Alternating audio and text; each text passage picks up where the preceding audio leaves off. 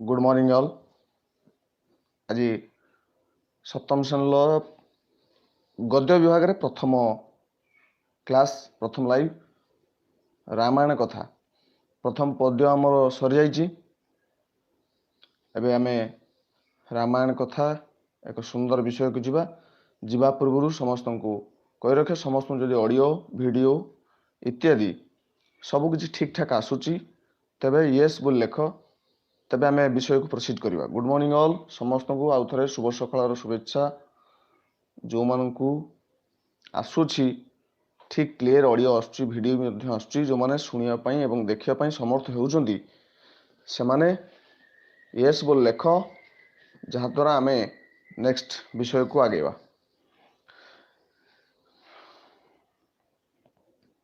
प्रथमे रामायण कथारे आमे जिबा तार विषय लेखक परिचय व्याख्या बुझीबार किछि एते कष्ट हेबो नाही। विषयटी भारी सुंदर गोटे गाल्पिक ढंगरे बा गल्पर मर्मरे किछि भल कथा शिखा जाइछि जेमिति कि भातृ स्नेह मातृप्रीति पितांक प्रति स्नेह पत्नी प्रति स्नेह ये किछि पारिवारिक स्नेह श्रद्धा को लेकिन विषयटी अछि।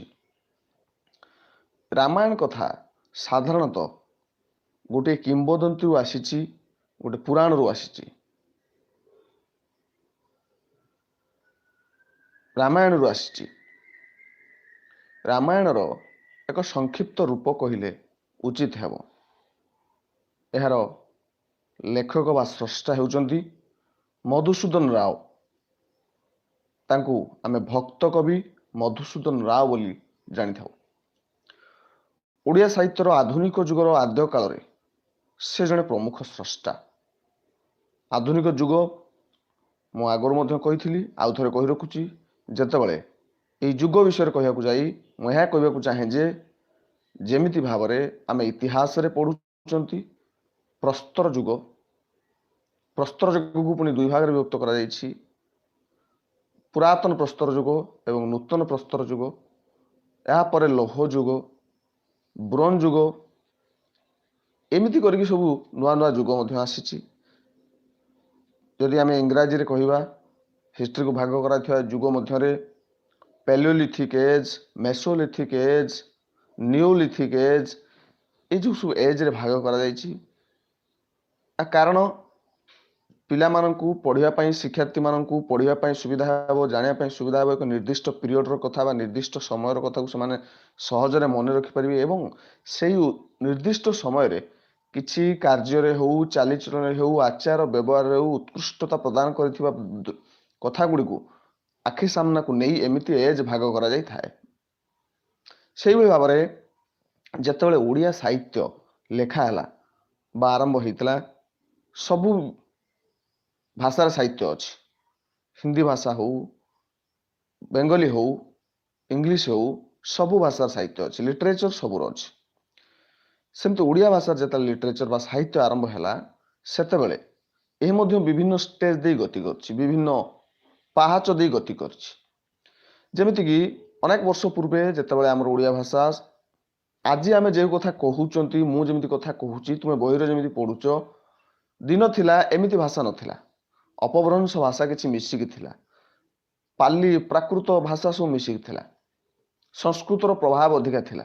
जेतेबेले कि आमे से ओडिया भाषा को एबे समय रे बुझा को चेष्टा कले हमको डिक्शनरी आवश्यक हो पारे बा कार साहाय्य आवश्यक हो पारे।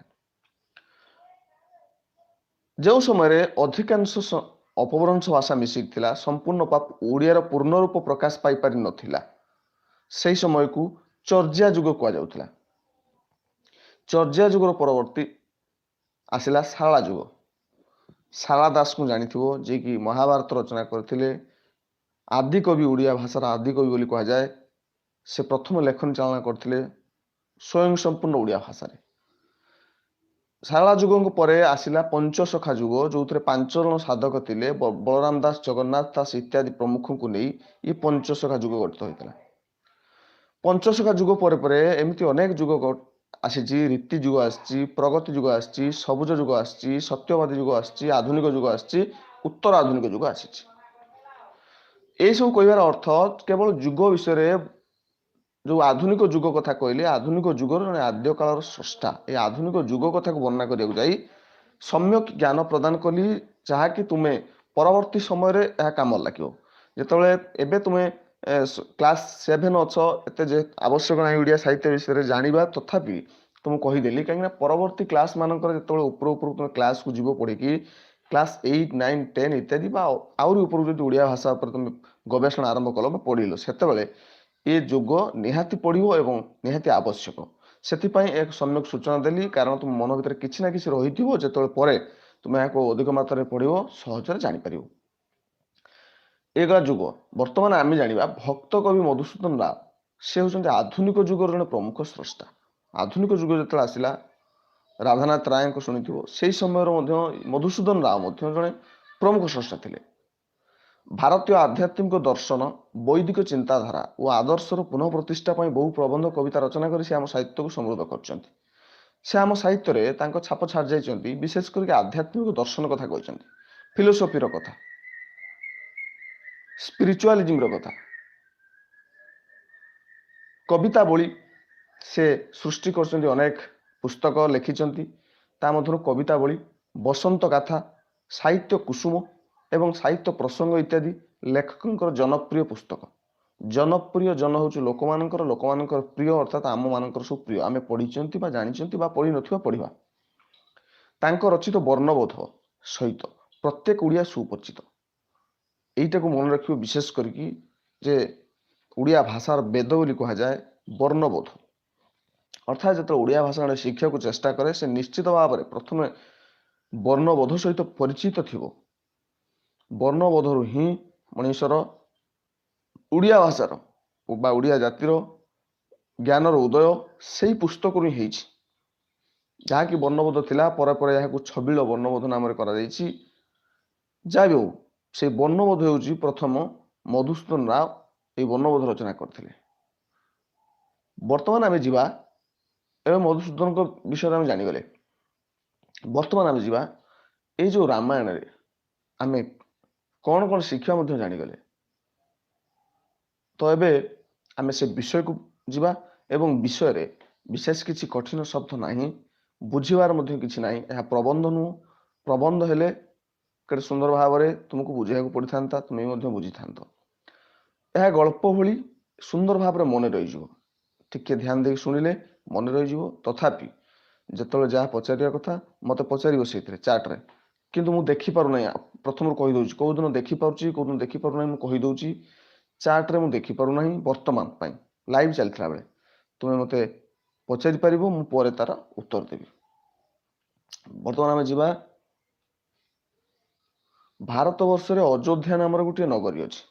ଅଯୋଧ୍ୟା ବୋଲି ଗୋଟେ ସ୍ଥାନ ଅଛି, ନଗରୀ ମାନେ ସହର ଅର୍ଥରେ ବୁଝେଇବ, ଟାଉନ।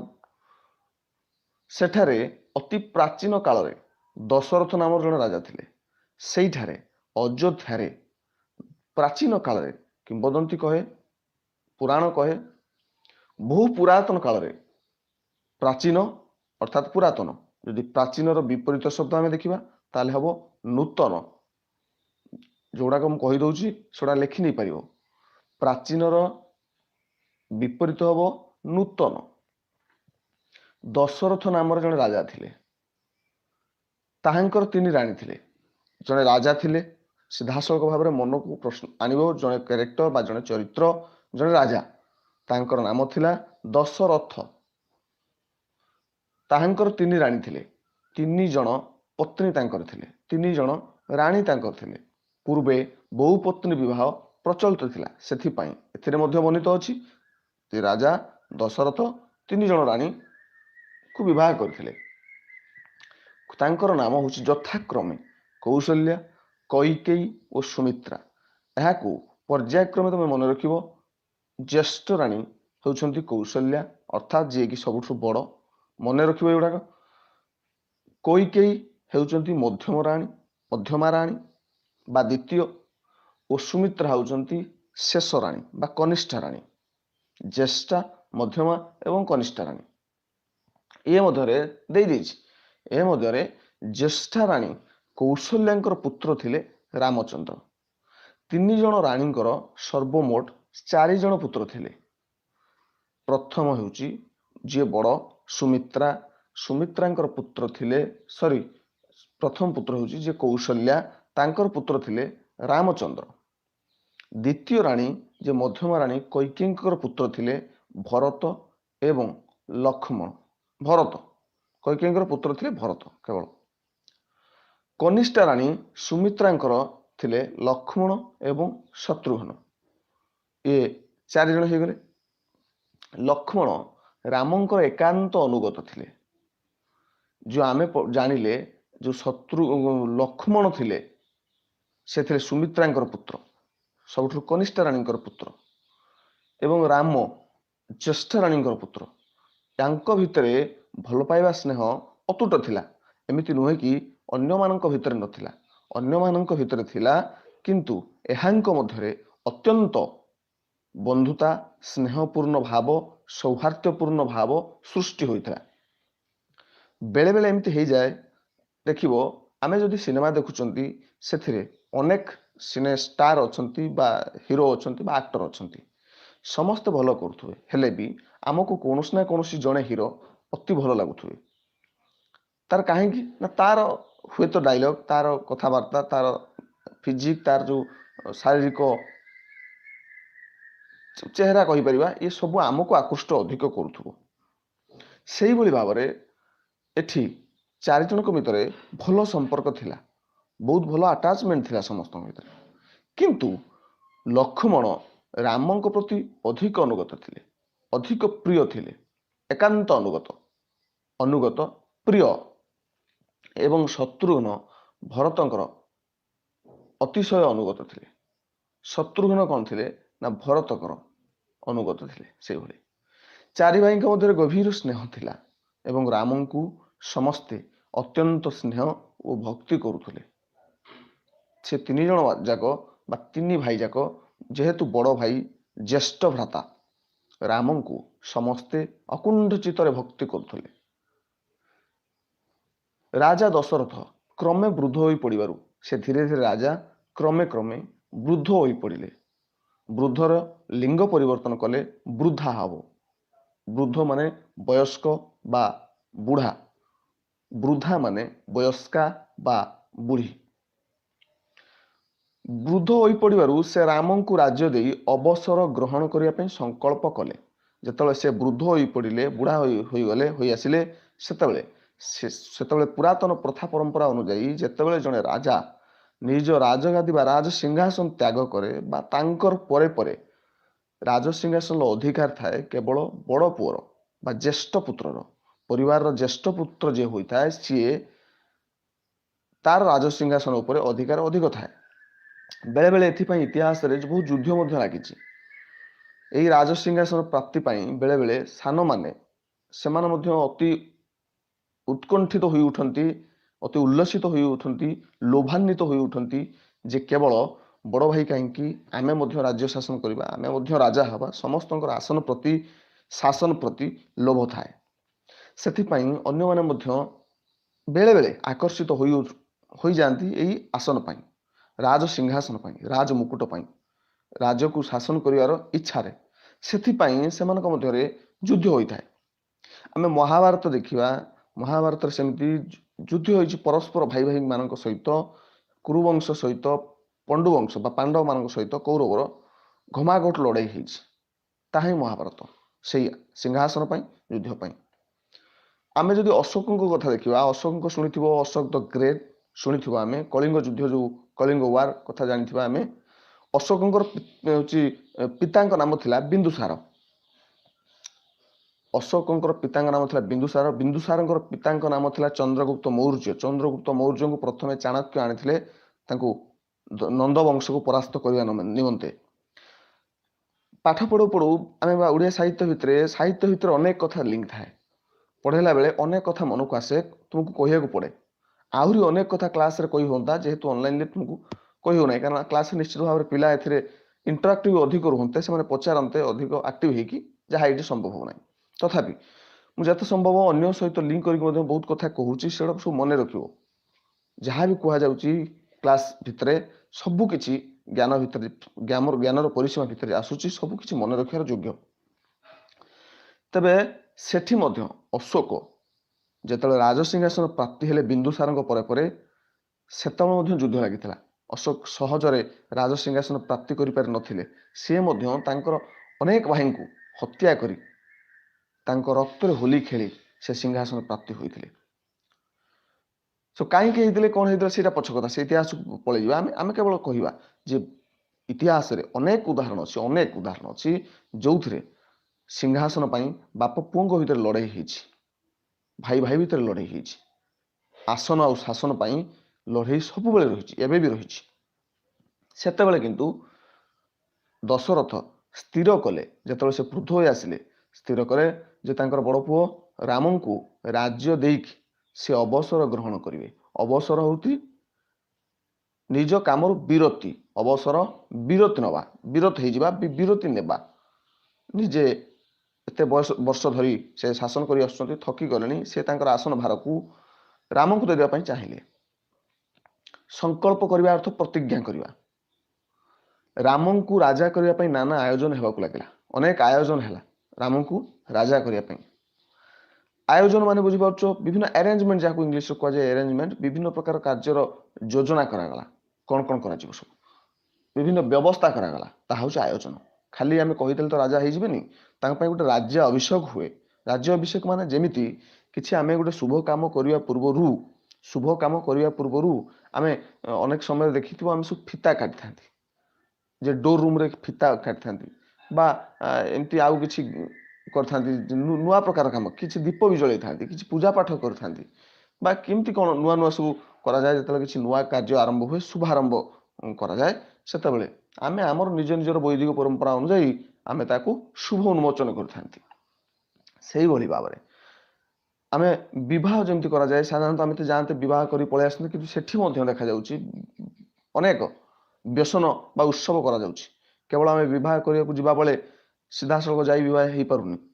ଆମର ବିଭିନ୍ନ ପରମ୍ପରା ରୀତିନୀତି ଅନୁଯାୟୀ ଆମେ କିଛି ନାଚ ଗୀତ ବଜେଇ, ବାଦ୍ୟ ବଜେଇ ଯାଉଛନ୍ତି, କିଛି ଲୋକ ସାଥିରେ ନେଉଛନ୍ତି, ତାଙ୍କୁ ବରଯାତ୍ରୀ କୁହାଯାଏ, ଇତ୍ୟାଦି। ଏଇସବୁ କାର୍ଯ୍ୟ କିଛି କିଛି ପ୍ରଥା ପରମ୍ପରା ରହିଆସିଛି, ଆମେ ଯାହାକୁ ସବୁ ମାନୁଛନ୍ତି। ସେଇଭଳି ଏଠାରେ ମଧ୍ୟ ରାଜ୍ୟାଭିଷେକ ବା ରାଜ୍ୟ ଅଭିଷେକ ଉତ୍ସବ କରିବା ପାଇଁ ସ୍ଥିର କରାଗଲା। ରାମଙ୍କର ନାନା ସଦ୍ଗୁଣ ଦେଖି, ରାମଙ୍କର ନାନା ଅର୍ଥାତ୍ ଅନେକ, ସଦ୍ଗୁଣ ଅର୍ଥାତ୍ ସତ୍ ଗୁଣ ମାନେ ଭଲ ଗୁଣ। ରାମଙ୍କ ପାଖରେ ଅନେକ ଭଲ ଗୁଣ ସବୁ ଥିଲା। ଭଲ ଗୁଣ କ'ଣ ନା, ପ୍ରଜାଙ୍କୁ ପାଳନ କରିବା ପାଇଁ ବା ଜଣେ ରାଜା ହେବା ପାଇଁ ରାଜା ଭିତରେ ଯେଉଁ ଗୁଣ ଆବଶ୍ୟକ, ସେଇ ଗୁଣମାନ ସବୁ ଥିଲା। ଆମେ କେବଳ ନିଷ୍ଠୁର ହେଇଗଲେ ହେବନି, ରାଜା ହେବା ପାଇଁ ହେଲେ ଆମକୁ ନିଷ୍ଠୁର ହେବାକୁ ପଡ଼ିବନି, ଦୟାର୍ଥ ହୃଦୟରେ ଆମକୁ ପ୍ରଜାମାନଙ୍କୁ ଦେଖିବାକୁ ପଡ଼ିବ। ରାଜା ପାରିଧିରେ ଯିବାକୁ ପଡ଼ିବ। ସନ୍ଧ୍ୟା ସମୟରେ ରାଜା ନିଜର ବେଶ ବଦଳାଇ ଗୁପ୍ତରେ ଲୋକମାନଙ୍କ ଖବର ବୁଝିବାକୁ ପଡ଼ିବ, ଯାହାଦ୍ୱାରା ଲୋକମାନଙ୍କର ସୁଖ ଦୁଃଖ ଜାଣି ହେବ। ରାଜା ସବୁବେଳେ ଜଣେ ପ୍ରଜା ଭାବରେ ଚିନ୍ତା କରିବା ଦରକାର, କାରଣ ସେ ପ୍ରଜା ଭାବରେ ଚିନ୍ତା କଲେ ତାହାକୁ ପ୍ରଜାଙ୍କର ଦୁଃଖ ଦୁର୍ଦ୍ଦଶା ଉଚିତ ନଜରରେ ଆସିବ। ସେଥିପାଇଁ ରାଜା ହେବା ଏକ ସହଜ ସାଧ୍ୟ ନୁହଁ। ରାଜା ସହଜ ସାଧ୍ୟ ହେଇପାରେ, କିନ୍ତୁ ବାସ୍ତବରେ ରାଜାର କର୍ତ୍ତବ୍ୟ ନିର୍ବାହ କରିବା ଏକ ସହଜ ସାଧ୍ୟ କାର୍ଯ୍ୟ ନୁହଁ। କିନ୍ତୁ ରାମଙ୍କ ପାଖରେ ଏଇ ସବୁ ସଦ୍ ଗୁଣ ସବୁ ଦେଖିଥିଲେ ପ୍ରଜାମାନେ। ସେ ଅନ୍ୟକୁ ସାହାଯ୍ୟ କରୁଥିଲେ, ଅନ୍ୟକୁ ଦୟା ଦେଖାଉଥିଲେ, ଉଚିତ ନିୟମ ରଖିଥିଲେ, ମାନୁଥିଲେ। ଏଇସବୁ କଥା ତାଙ୍କର ପ୍ରଜାଙ୍କ ପ୍ରତି ହୀନମନ୍ୟତା ନଥିଲା, ବିଭେଦତା ସେ ସୃଷ୍ଟି କରୁନଥିଲେ। ଏ ଉଚ୍ଚ ସେ ନିଚ, ଧନୀ ଗରିବ ଇତ୍ୟାଦିରେ ବିଭେଦତା ମଧ୍ୟ ସୃଷ୍ଟି କରୁନଥିଲେ, ସମସ୍ତଙ୍କୁ ସମାନ ଦୃଷ୍ଟିରେ ଦେଖୁଥିଲେ। ପ୍ରଜାମାନେ ତାଙ୍କ ପ୍ରତି ଅନୁରକ୍ତ ଥିଲେ, ପ୍ରଜାମାନେ ମଧ୍ୟ ତାଙ୍କୁ ବହୁତ ଭଲ ପାଉଥିଲେ, ତାଙ୍କର ପ୍ରିୟ ଥିଲେ, ତାଙ୍କର ଅନୁରକ୍ତ ଥିଲେ। ସୁତରାଂ ତାହାଙ୍କର ଅଭିଷେକ ଉତ୍ସବ ବାର୍ତ୍ତା, ଯେତେବେଳେ ଅଭିଷେକ ଉତ୍ସବ ହେବ, ଅଭିଷେକ ଉତ୍ସବ ମୁଁ ଆଗରୁ କହିଛି ଯେ ଯେତେବେଳେ ରାଜା ହେବା ପୂର୍ବରୁ ଏକ ଉତ୍ସବ ପାଳନ କରାଯାଏ, ସେଥିରେ ତାଙ୍କୁ ଅଭିଷିକ୍ତ କରାଯାଏ। ସେଇ ଯେଉଁ ମୁକୁଟ, ଯେଉଁ ରାଜା ହେବେ, ସେ ରାଜାର ମୁକୁଟ ତାଙ୍କୁ ପିନ୍ଧେଇ ଦିଆଯାଏ। ଯେମିତି ଆମର ବିବାହ ହେଲେ ଆମେ ମଧ୍ୟ ଗୋଟେ ମୁକୁଟ ପିନ୍ଧିଥାନ୍ତି ଏବଂ ମୁଣ୍ଡରେ ଚନ୍ଦନ ଟିପା ସବୁ ଲଗାଇଥାନ୍ତି, ଏବଂ ଆମେ ବିଭିନ୍ନ ସଜ ସବୁ ସଜେଇ ହେଇକି ଯାଇଥାନ୍ତି। ଗାଡ଼ିରେ ବସି ଗାଡ଼ିକୁ ମଧ୍ୟ ସଜାଇ ଦିଆଯାଇଥାଏ ଫୁଲରେ। ଏ ମଧ୍ୟ ଏକ ପ୍ରକାର ଉତ୍ସବ, ବିବାହ ଉତ୍ସବ। ଏଠି ଅଭିଷେକ ଉତ୍ସବ। ବାର୍ତ୍ତା ପ୍ରଚାରିତ ହେବା ପରେ, ବାର୍ତ୍ତା ମାନେ କଥା, ସେ ଯେଉଁ କଥାଟି ଅଭିଷେକ ଉତ୍ସବ ହେବ ରାଜା ରାମଙ୍କର ବାର୍ତ୍ତା ପ୍ରଚାରିତ ହେବା କ୍ଷଣି ଚାରିଆଡ଼େ ଯେତେବେଳେ ପ୍ରଚାର ହୋଇଗଲା, ସେମାନଙ୍କର ଆନନ୍ଦର ସୀମା ରହିଲା ନାହିଁ। ପ୍ରଜାମାନେ ବହୁତ ଖୁସି ହୋଇଗଲେ, କାହିଁକିନା ସେ ଜାଣିଲେ ଯେ ଆମକୁ ଜଣେ ସୁଶାସକ ମିଳିବ, ଜଣେ ସୁମଣିଷ ମିଳିବେ। ଆମେ କେବଳ ରାଜା ପାଇବାନି, ଜଣେ ଭଲ ବ୍ୟକ୍ତିଙ୍କୁ ରାଜା ଭାବରେ ପାଇବା, ଆମର ପ୍ରିୟ ଲୋକକୁ। ଏହି ସମୟରେ ଦଶରଥଙ୍କର ମଧ୍ୟମ ରାଣୀ ମହା ବିପଦ ଘଟେଇଲେ। ଏହି ଉଚିତ ସମୟରେ ଦଶରଥଙ୍କର ଯେଉଁ ମଧ୍ୟମ ରାଣୀ ଥିଲେ, ପ୍ରଥମ ରାଣୀ ଥିଲେ କିଏ? କୌଶଲ୍ୟା, ତାପରେ କୈକେୟୀ, ତାପରେ ସୁମିତ୍ରା। ଆମେ ମଧ୍ୟମ ରାଣୀଙ୍କ କଥା କହିବା, କୈକେୟୀଙ୍କ କଥା, ଯାହାଙ୍କର ପୁତ୍ର ଥିଲେ ଭରତ। ତ ସିଏ ଏକ ବଡ଼ ବିପଦ ଘଟାଇଲେ। କ'ଣ ବିପଦ ଘଟାଇଲେ? ସେ ପୂର୍ବେ ଏକଦା, ପୂର୍ବେ ମାନେ ବହୁ ପୂର୍ବରୁ, ଏକଦା ମାନେ ଥରେ, ୱାନ୍ସ ଅପନ୍ ଏ ଟାଇମ୍, ପ୍ରାଣପଣେ ସେବା କରି, ଅନେକ ପରିଶ୍ରମ କରି ସେବା କରି, ପ୍ରାଣପଣେ ହେଉଛି, ପ୍ରାଣ ଅର୍ଥ ଜୀବନ, ପଣେ ଅର୍ଥାତ୍ ଜୀବନ ଥିବା ପର୍ଯ୍ୟନ୍ତ ବା ଜୀବନ ଦେଇ, ଜୀବନ ଲଗେଇକି, ଜୀବନକୁ ବାଜି ଲଗେଇକି ସେ ସେବା କରୁଥିଲେ। ଦଶରଥଙ୍କୁ ମୃତ୍ୟୁମୁଖରୁ ରକ୍ଷା କରିଥିଲେ। ପୂର୍ବେ କୌଣସି ଏକ ସମୟରେ ଦଶରଥ ମୃତ୍ୟୁମୁଖରେ ପଡ଼ିବାରେ ବା ବିପଦରେ ପଡ଼ିଥିଲେ। ସେଇ ବିପଦ ସମୟରେ ବା ସେଇ ରୋଗାକ୍ରାନ୍ତ ସମୟରେ ତାଙ୍କୁ କୈକେୟୀ ତାଙ୍କର ସେବା କରିଥିଲେ। ନିଜ ଜୀବନକୁ ବାଜି ଲଗେଇ ତାଙ୍କୁ ସେବା କରିଥିଲେ ଏବଂ ତାଙ୍କୁ ଜୀବନଦାନ ଦେଇଥିଲେ, ବଞ୍ଚେଇଥିଲେ। ସେଥିପାଇଁ ରାଜା ତାଙ୍କ ପ୍ରତି ଅତିଶୟ ସନ୍ତୁଷ୍ଟ ହୋଇ, ଅତ୍ୟଧିକ ସନ୍ତୁଷ୍ଟ ମାନେ ଖୁସି ହୋଇ ତାଙ୍କୁ ଦୁଇଟି ବର ଦେବେ ବୋଲି ଅଙ୍ଗୀକାର କରିଥିଲେ। ବର ଅର୍ଥାତ୍ ବରଦାନ, ଆଶୀର୍ବାଦ। ସାଧାରଣତଃ ଯେତେବେଳେ ଆମେ ଜଣେ ଗୁରୁଜନଙ୍କ ପ୍ରତି ଭକ୍ତି ପ୍ରଦର୍ଶନ କରନ୍ତି, ପ୍ରଣାମ କରନ୍ତି, ପ୍ରଣିପାତ କରନ୍ତି ବା ତାଙ୍କୁ ଅନ୍ୟ କୌଣସି ଉପାୟରେ ଭକ୍ତି ପ୍ରଦର୍ଶନ କରନ୍ତି, ସେତେବେଳେ ଗୁରୁଜନମାନେ ଆମକୁ ହାତ ଟେକି ଆଶୀର୍ବାଦ ଦିଅନ୍ତି ବା ଆମ ମୁଣ୍ଡରେ ଟିକେ ହାତ ମାରି ଦିଅନ୍ତି। ଏଇଟା ହିଁ ଆଶୀର୍ବାଦ ଆମେ ବୁଝୁ। ସେଇଭଳି ଭାବରେ ପୂର୍ବେ ଗୁରୁଜନମାନେ ବା ଯେଉଁମାନଙ୍କର ଆଶୀର୍ବାଦ ଦେବାର ଶକ୍ତି ଅଛି, ସେମାନେ ଆଶୀର୍ବାଦ ଦେଇଥାନ୍ତି ଏବଂ ତା ସହିତ ସେମାନେ ବିଭିନ୍ନ ସୁଖ କାମନା କରିବା ପାଇଁ ଲୋକମାନଙ୍କୁ ବା ତାଙ୍କର ଯେଉଁ ଉତ୍ସାହୀକୁ, ତାଙ୍କର ଯେଉଁ ସେବାକାରୀକୁ ସେ ସୁଯୋଗ ଦେଇଥାନ୍ତି। ତାଙ୍କୁ ବର କୁହାଯାଏ ଏବଂ ସେ ଦୁଇଟି ବର ଦେବେ ବୋଲି ଅଙ୍ଗୀକାର କରିଥିଲେ। ଅଙ୍ଗୀକାର ଅର୍ଥ ପ୍ରତିଜ୍ଞା, ଅଙ୍ଗୀକାର ଅର୍ଥ ପ୍ରତିଜ୍ଞା କରିଥିଲେ। ସେ ପଚାରିଥିଲେ, ସେ କହିଥିଲେ ଯେ ତୁମେ ମୋତେ ଦୁଇଟି ବର ମାଗିପାରିବ, ଅର୍ଥାତ୍ ତୁମ ମନକୁ ଯାହା ଆସିବ, ଯାହାକି ମୁଁ ଦେଇପାରିବି। ନୁହେଁ କି ତୁମର ହେଉଛି ଜୀବନ ଅମର ବର ମାଗିବ ବା ତୁମେ ଅମର ହେଇଯିବ, ସେମିତି କିଛି ବର ମାଗିବ, ଯାହାକି ଦେଇପାରିବେ ସେଇଭଳି ବର ମାଗିବ, ମୁଁ ନିଶ୍ଚୟ ଦେବି, କଥା ଦେଲି। ଏ ଯେଉଁ ସତ୍ୟପାଠ କରାଯାଏ, ଏ ସତ୍ୟପାଠକୁ ସାଧାରଣତଃ ସେ ସମୟରେ ଲୋକ ତେଳେ ମାତ୍ର ଅବହେଳା କରନ୍ତି ନାହିଁ ବା ଅମାନ୍ୟ କରନ୍ତି ନାହିଁ। ଯଦି ବର୍ତ୍ତମାନ ସମୟ ଦେଖିବା, ହୁଏତ ଅନେକ ଲୋକ କଥା ଦେଇକି କଥା ରଖୁନାହାନ୍ତି, ଛୋଟିଆ କଥା ମଧ୍ୟ ରଖୁନାହାନ୍ତି। ଯେମିତିକି ଆଜି ମୁଁ ତୁମକୁ ସପୋଜ କହିଲି କାଲି 7ଟା ବେଳେ କ୍ଲାସ୍ କରିବି, କାଲି କୌଣସି କାରଣରୁ ମୁଁ 7ଟା ବେଳେ ଆସିଲିନି, ମୋର ଶୋଇଗଲି। ମୁଁ ଜାଣିଲି ଯେ କିଛି ଆବଶ୍ୟକ ନାହିଁ, ଶୋଇଯିବା। ପୁଣି ଭାବିବି ପିଲାମାନଙ୍କୁ କଥା ଦେଇଥିଲି 7ଟା ବେଳେ କରିବା ପାଇଁ, ପୁଣି ଇଚ୍ଛା ହେବ ନା ଠିକ୍ ଅଛି ପିଲାଙ୍କୁ କଥା ଦେଇଥିଲି କ'ଣ ହେଇଗଲା ଆଉ ସେଇଠୁ, ମୁଁ ଯିବି ନାହିଁ। ଏଇ ହେଲା ମୋର କଥାର ଭଙ୍ଗ ବା ମୋର କଥାକୁ, ନିଜ କଥାକୁ ମୁଁ ନିଜେ ଭାଙ୍ଗିଦେଲି। ମୁଁ ସତ୍ୟ ରକ୍ଷା କରିପାରିଲି ନାହିଁ। ସତ୍ୟ କେବଳ କଥାରେ ନଥାଏ, ସତ୍ୟ ରକ୍ଷାରେ ଥାଏ। ବଚନ ରକ୍ଷାରେ ସତ୍ୟତା ନିର୍ଭର କରେ। ଆମେ ଖାଲି ସତ୍ୟ କୁହନ୍ତିନି, ସଦାଚାର କରିବା ଦରକାର। ସତ୍ କହିବା ଅପେକ୍ଷା ସତ୍ ଆଚାର କରିବା ଦରକାର, ଅର୍ଥାତ୍ ଆମ ଆଚାର ବ୍ୟବହାରରେ ସତ୍ୟତା ପରିଲକ୍ଷିତ ହେବା ଦରକାର।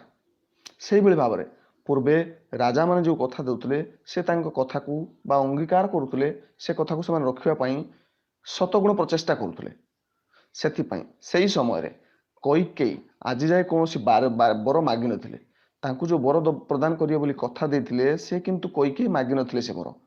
ଅନେକ ଦିନ ଯାଏ ରାମ ରାଜା ହେବା କଥା ଶୁଣି ମନ୍ଥରା ନାମରେ ଜଣେ ଦୁଷ୍ଟା ଦାସୀ, କୈକେୟୀଙ୍କ ନିକଟରେ ଜଣେ ଦାସୀ ରହୁଥିଲେ।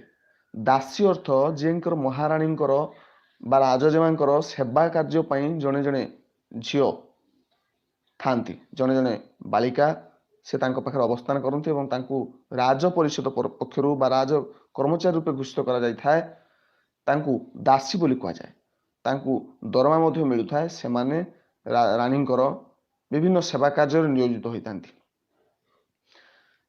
ରାଜ କର୍ମଚାରୀ କହିଲେ ଅନେକ ପ୍ରକାର ରାଜ୍ୟ କର୍ମଚାରୀ ସେତେବେଳେ ଥିଲେ। ସେନାପତି, କୋଟୁଆଳ, ମନ୍ତ୍ରୀ, ପରାମର୍ଶଦାତା, ଏମିତି ସବୁ ରାଜ ପୁରୋହିତ, ଏ ସବୁ ଅନେକ ଭିତରୁ ଦାସୀ ମଧ୍ୟ ଏକ ପ୍ରକାର ରାଜ କର୍ମଚାରୀ। ତ ସେ ଦାସୀ ସେବା କରିବା ପାଇଁ ଥିଲେ। ଏଠି କିନ୍ତୁ କୈକେୟୀ ଯେତେବେଳେ ବିବାହ କରିକି ଆସିଲେ ସେତେବେଳେ ତାଙ୍କ ସହିତ ଏ ଦାସୀ ଆସିଥିଲେ। ଏ ଦାସୀଙ୍କର ନାମ ଥିଲା ମନ୍ଥରା। ଇଏ ସ୍ୱଭାବତଃ ଜଣେ ଦୁଷ୍ଟା ଥିଲେ। ସ୍ୱଭାବତଃ ଏଇଥିପାଇଁ କହୁଛି ତାଙ୍କର ଚରିତ୍ରଗତ, ତାଙ୍କ ଚରିତ୍ରରୁ, ଯାହାର ଚରିତ୍ର ଯେମିତି ସେ ସେମିତି ପ୍ରକରଣ କରିବ। ଯେମିତି ଆମେ ଚନ୍ଦନ କାଠକୁ ଯଦି ଟିକେ ବି ପାଣି ପକେଇକି ଆମେ ବେଳେବେଳେ ଘଷିଥାନ୍ତି ବା ଚନ୍ଦନ କାଠକୁ ଆମେ ଖାଲି ଯଦି ବି ଶୁଙ୍ଘିବା ସେ ନିହାତି ଚନ୍ଦନ କାଠର ବାସ୍ନା ଅଲଗା ଆସିବ। କିନ୍ତୁ ଆମେ ଯେତେ ବି ତେନ୍ତୁଳି କାଠ ହଉ କିମ୍ବା କରଞ୍ଜ କାଠ ହଉ ବା ଅନ୍ୟ କିଛି କାଠ, କେନ୍ଦୁ କାଠ ହଉ, ଏହାକୁ ଜାଳିବା ବା ଏହାକୁ ପୋଡ଼ିବା ବା ଏହାକୁ ଘଷିଲେ ମଧ୍ୟ ତାର ବାସ୍ନା ଆସିବ ନାହିଁ। ଆମେ ଯଦି ସୁନାକୁ ପୋଡ଼ିବା ନିଆଁରେ ତାହେଲେ ଅତ୍ୟଧିକ ଭାବରେ ଚିକ୍ ଚିକ୍ କରିବ, ଏହା ନଷ୍ଟ ହେବନି, ବରଂ ଆହୁରି ଅଧିକ ଝଲସି ଉଠିବ। କିନ୍ତୁ ଆମେ କାଠକୁ ପୋଡ଼ିଲେ ତାହା ପୋଡ଼ି କଳା ପଡ଼ିଯିବ, ପାଉଁଶ ହେଇଯିବ। କହିବାର ଅର୍ଥ ଏହା, ଯାହାର ଯେଉଁଟା ଧର୍ମ ତାହା ସେଇ ଧର୍ମ ଅନୁଯାୟୀ ସେ ପ୍ରତିଭାତ ହୋଇଥାଏ। ଯେମିତି ଲୁଣକୁ ଆମେ ପାଟିରେ ପକେଇଲେ ଲୁଣିଆ ହିଁ ଲାଗିବ। ଲୁଣର ଲୁଣିଆ ଲାଗିବା ହିଁ ଧର୍ମ। ଯଦି ଲୁଣିଆ ନ ଲାଗିଲା ଆମେ ତାକୁ ଲୁଣ ସ୍ଥାନରେ ବ୍ୟବହାର କରିପାରିବା ନାହିଁ, କାରଣ ତାର ଧର୍ମ ସେ ହରେଇ ବସିଛି। ଯାହାର ଯେଉଁ ଧର୍ମ, ଯାହାର ଯାହା ପ୍ରକୃତି। ଏଠି ଧର୍ମ ଅର୍ଥ ରିଲିଜିଅନ୍ ନୁହଁ, ଡ୍ୟୁଟି, କର୍ତ୍ତବ୍ୟ, ତାର କାର୍ଯ୍ୟ, ନଟ୍ ରିଲିଜିଅନ୍। ମୁଁ କହିବାକୁ ଚାହେଁ ଏଠି ମନ୍ଥରାର ମଧ୍ୟ ନିଜସ୍ୱ କିଛି ପ୍ରକୃତି ଥିଲା। ଏହାକୁ ଆମେ ମନ୍ଦ ପ୍ରକୃତି ବୋଲି କହିଥାଉ, ଯାହାକୁ ସିଏ କେବେ ମନ୍ଦ ପ୍ରକୃତି ବୋଲି କୁହେ ନାହିଁ। ଯେଉଁ ମଣିଷ ଯେଉଁ ତା ପାଖରେ ଯେଉଁ ପ୍ରକୃତି ଥାଏ, ସୃଷ୍ଟି ହେଇଥାଏ, ତାର ଆଚାର, ତାର ବ୍ୟବହାର, ତାର ମାନସିକ ଚିନ୍ତା, ଇଏ ସବୁ ତାକୁ ନିଜକୁ ନିୟନ୍ତ୍ରଣ କରୁଥାଏ, ନିଜ ମନକୁ ନିୟନ୍ତ୍ରଣ କରୁଥାଏ। ସେଥିପାଇଁ ମଣିଷ ନିଜର ଗୁଣକୁ କେବେ ଖରାପ କରିନଥାଏ, କାରଣ ମୋର ଗୁଣ ମୋ ମସ୍ତିଷ୍କକୁ ନିୟନ୍ତ୍ରିତ କରୁଛି। ଯଦି ମୋ ଭିତରେ ଅଛି, ମୁଁ ଯେତେବେଳେ ବି ପକ୍ଷୀମାନଙ୍କୁ ଦେଖିଲେ ମୁଁ ହତ୍ୟା କରିବି, ମୋର ଅଛି, ମୋତେ ଭଲ ଲାଗେ। ସେ ଦୃଷ୍ଟିରେ ଆମେ ଜାଣିଛନ୍ତି, ଏଇଟା ଯଦି ସାମଗ୍ରିକ ଦୃଷ୍ଟିକୋଣରୁ ଦେଖିବା ବା ଆମକୁ ଅନ୍ୟମାନେ କହିପାରିବେ, ଆମ ଶିକ୍ଷକ କହିବେ, ଅନ୍ୟ କହିବେ ଜୀବଙ୍କୁ ହତ୍ୟା କର ନାହିଁ ବା ସେ ପକ୍ଷୀମାନଙ୍କୁ ମାର ନାହିଁ। କିନ୍ତୁ ବାସ୍ତବରେ ମୋ ମସ୍ତିଷ୍କରେ ଯେହେତୁ ଫିଟ୍ ହେଇଯାଇଛି ବା ମସ୍ତିଷ୍କ ରହିଯାଇଛି, ମୁଁ ପକ୍ଷୀମାନଙ୍କୁ ମାରିବି, ସେଥିରେ ମୋର ଆନନ୍ଦ, ମୁଁ ତାକୁ ଖରାପ ବୋଲି ମାନେ ନାହିଁ। ପ୍ରତ୍ୟେକ କାର୍ଯ୍ୟ ମନୁଷ୍ୟ ଯାହା କରେ, ମନୁଷ୍ୟ ଯାହା ଖରାପ ମାନେ ନାହିଁ, ସେଇ କାର୍ଯ୍ୟ ହିଁ ବାରମ୍ବାର କରିଥାଏ, ତାହା ହିଁ ପ୍ରକୃତିରେ ପରିଣତ ହୋଇଯାଏ। ସେଇଭଳି ଭାବରେ ମନ୍ଥରାର ପ୍ରକୃତି ଥିଲା ଅନ୍ୟର ଚର୍ଚ୍ଚା କରିବା, ବିନା କାରଣରେ ଅନ୍ୟର ନିନ୍ଦା କରିବା, ଅନ୍ୟ ଲୋକ ଭିତରେ ଝଗଡ଼ା କଳି ଲଗେଇବା। ଏମିତି କ୍ୟାରେକ୍ଟର ତୁମେ ଆଖପାଖରେ ଅନେକ ଥର ଦେଖିଥିବ। ତୁମ ପାଖାପାଖିରେ ତୁମର ସାଙ୍ଗସାଥି ଭିତରେ ଏମିତି ଅନେକ ଚରିତ୍ର ଥାନ୍ତି। ତ ଏଇ କଥା ଶୁଣି ମନ୍ଥରା ନାମରେ ଜଣେ ଦୁଷ୍ଟର ସ୍ତ୍ରୀଲିଙ୍ଗ ରୂପ ହଉଛି ଦୁଷ୍ଟା। ଯେହେତୁ ଏଠି ସ୍ତ୍ରୀଲିଙ୍ଗ ଲାଗିଛି, ଦାସୀ ଜଣେ ସ୍ତ୍ରୀ ଲୋକ ମନ୍ଥରା, ସେଥିପାଇଁ ଦୁଷ୍ଟ ବଦଳରେ ଦୁଷ୍ଟା ଲାଗିଲା। ଦୁଷ୍ଟା ଦାସୀର କୁମନ୍ତ୍ରଣାରେ ପଡ଼ି, ଏଠି କୁମନ୍ତ୍ରଣା କଣ? ମନ୍ତ୍ରଣା ଅର୍ଥ କିଛି ଶିକ୍ଷା ଦେବା, କିଛି ଶିଖେଇବା, ଅବାଟକୁ ନେବା, ଅଲଗା ରାସ୍ତା ଦେଖେଇବା। କୁମନ୍ତ୍ରଣା ହେଉଛି ଖରାପ ରାସ୍ତା ଦେଖେଇବା, ଖରାପ ବାଟକୁ ନେବା। କୁ ଖରାପ ଅର୍ଥରେ ବ୍ୟବହାର ହେଇଥାଏ। କୁର ବିପରୀତ ଆମେ କହିପାରିବା ସୁ। ଯଦି କୁମନ୍ତ୍ରଣା କହିବା ତାର ବିପରୀତ ହେବ ସୁମନ୍ତ୍ରଣା। କୁମନ୍ତ୍ରଣାରେ ପଡ଼ି କୈକେୟୀ ହଠାତ୍ ଦୁଇଟି ନିଷ୍ଠୁର ବର ମାଗି ବସିଲେ। କୈକେୟୀ କଣ କଲେ? ସେଇ ପୁରୁଣା ଦୁଇଟି ବରକୁ ମାଗି ବସିଲେ। ତାକୁ ନିଷ୍ଠୁର କୁହାଯାଇଛି ଏଇଠାରେ। ଏଯାଏଁ ଆମେ ଜାଣିନାହାନ୍ତି କଣ ସେ ବର ମାଗିଲେ, କିନ୍ତୁ ତାହାକୁ ନିଷ୍ଠୁର ଆଗୁଆ କୁହାଗଲା, ଯେହେତୁ ତୁମ ମନ ଭିତରେ ତୁମେ ଏହା ଜାଣିପାରିବ ନିଷ୍ଠୁର କଣ ହେଇପାରେ। ଆମେ ସାଧାରଣତଃ ନିଷ୍ଠୁର କାହାକୁ କହିବା? ବର୍ତ୍ତମାନ ଚିରାଚରିତ ଢଙ୍ଗରେ ଯାହା ଚାଲୁଛି ବା ସାମୂହିକ ଭାବରେ ଅନେକ ଲୋକ ଯାହାକୁ ମାନି ନେଇଛନ୍ତି, ତାର ବିପରୀତ ଦିଗରେ ଯେଉଁ ନିଷ୍ପତ୍ତି ଯାଇଥାଏ ତାକୁ ଆମେ ନିଷ୍ଠୁର କହିପାରିବା। ଯେମିତିକି ଆମେ ସମସ୍ତେ ବର୍ତ୍ତମାନ ଅନଲାଇନ୍ କ୍ଲାସ କରୁଛନ୍ତି, ତୁମେ ସମସ୍ତେ ମୋବାଇଲରେ ନିହାତି ବର୍ତ୍ତମାନ ବସିକି ପଢୁଥିବ, ମୁଁ ପଢୁଛି। ଆମ ପାଇଁ ବର୍ତ୍ତମାନ କିଛି ବାଧକ ନାହିଁ।